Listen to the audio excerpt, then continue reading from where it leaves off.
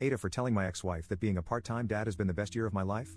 I, 36M, met my ex-wife, 33F, when I was 25.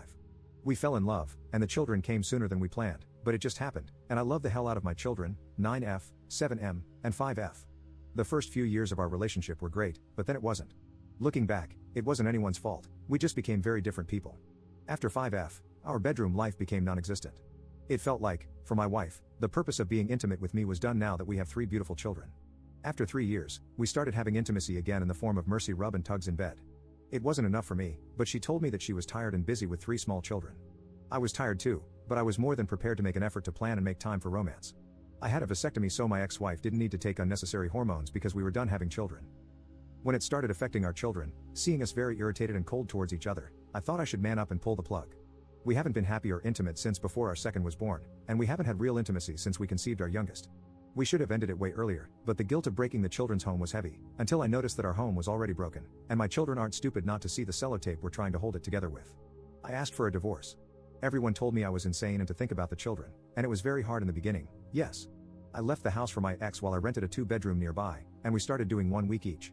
I was positively surprised at how much happier the children became seeing me happy and not easily irritated and brooding. I started seeing my girlfriend, 40F, about a year ago, and what was thought to be a casual, one-time thing, turned out to be the love of my life. She is amazing in every aspect. She's kind, loving, successful, funny, and so unbelievably beautiful. She is child-free, and she was happy that I was done having children.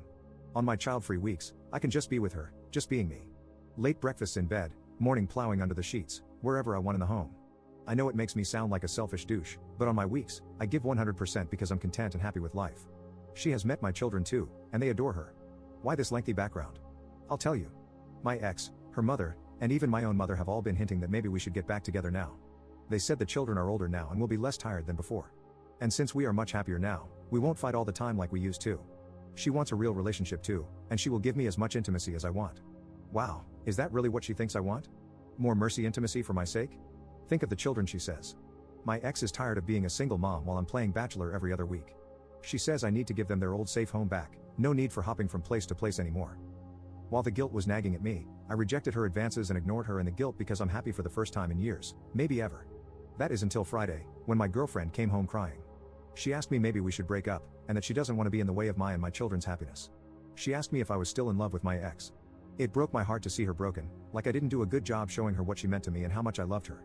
It turned out my ex-wife has contacted her, telling her that she was the reason we aren't back together yet, and that the children are suffering. My ex said we were supposedly still in love with each other, and that I was only with my current girlfriend for temporary fun. I called my ex, livid, and she called me selfish. I then told her that being a part-time dad was the best thing that ever happened to me because I'm a human, not only a father. My ex-wife started crying. I apologized for hurting her, but she hung up. Now I'm being bombarded by my mom and the rest, saying that I'm a selfish man and a terrible father. My mom even sent me a video with my children, where she asked them how they would feel if mommy and daddy moved back together, and they were so happy, saying yes and jumping. I can't forget my daughter's face lighting up with happiness at the prospect. This video was sent to my girlfriend as well, and now she is distant and broken. I hear her cry whenever she thinks I don't hear her. Am I wrong here? Am I being a terrible parent? What my family doesn't understand is that my children's happiness now is the result of me leaving our toxic, depressing existence, but how can you explain that to small children? Update 1. Thanks, everyone, for the advice and suggestions. I'm overwhelmed with the amount of support I got here. Here is my update, but before that, I want to address the elephant in the room, and that is that I have stepped on my toes with my bold statement about being divorced. I think the more expected and virtuous approach is to be devastated and guilt-ridden. My experience is something else, however, and I really tried to be genuine and honest here. Divorce is hard and terrifying. Many people, both men and women, hesitate and stay way longer than necessary because of one reason or another. I can't tell all unhappy people to get divorced since I don't know their situation, but for those who can, do it. I was trying to explain what I have discovered, the positive side of having shared custody because only the negative is talked about. I'm sure many divorced people get what I meant by having every other week child-free is awesome. We are humans with feelings. Our love for our children doesn't stop or take a break when they're out of sight. They don't need to be present for us to love and think about them. I will double down and say that being a part-time parent is just awesome, no matter the gender. It is okay to feel that way. You are not a lesser parent for it. I have talked to my mother about what she did. She was very remorseful. Apparently, my dad has had a talk with her about this too. He was shocked at what she's done, and she seems to have realized the seriousness of what she's done. I accepted her apology, but I was firm on my boundaries and made it clear that I didn't want her to be in my children's life for a while, until I've had time to sort out their feelings and talk to them about it.